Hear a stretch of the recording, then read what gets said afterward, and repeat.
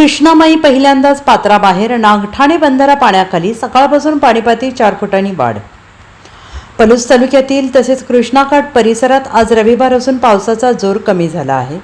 गेले 2 दिवस धरण पाणलोट क्षेत्रात मुसळधार पावसामुळे दुथडी भरून वाहत असलेली कृष्णा नदी पात्राबाहेर पडलेली आहे. आज दिवसभरात पाणीपाती सुमारे 4.5 फुटांची वाढ झालेली आहे. सकाळपासूनच पाणीपाती झपाट्याने वाढल्याने नागठाणे बंधारा दुपारी पाण्याखाली गेलेला आहे. बंधाऱ्यावर सुमारे 1 फूट पाणी असून त्यामुळे वाहतूक ठप्प झालेली आहे. सुरक्षेच्या दृष्टीने भिलवाडी आणि पोलीस पाटील दीपक कराडकर यांनी बंधाऱ्यावरील वाहतूक बंद केली. नागठाणे गावाचा शिरगावशी संपर्क तुटलेला आहे.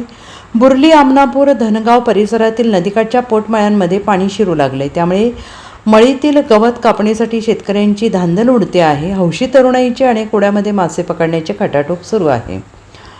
तर आमनापूर येथील स्मशानभूमी शनिवारी रात्री नदीचं पाणी शिरलेलं आहे. 2 दिवस धरण पाणलोट क्षेत्रात पडलेल्या संततधार पावसामुळे कृष्णा काठी महापुराची चर्चा जोर धरते आहे. या संततधार पावसामुळे तापमानाचा पारा खाली आला असून प्रचंड गारठा वाढलेला आहे. नदी पात्राबाहेर पडल्याने सगळ्यांच्या नजरा कोयना धरणाकडे लागलेल्या आहेत. आज गेले 2 दिवस कोयना धरण पाणलोट क्षेत्रात पावसाने जोरदार बॅटिंग केली आहे. त्यामुळे विसर्ग वाढवण्यात येतो आहे. नदीकाठच्या गावांना सतर्कतेचा इशारा देण्यात आला आहे. Bureau report, SBN Marathi, Sangli.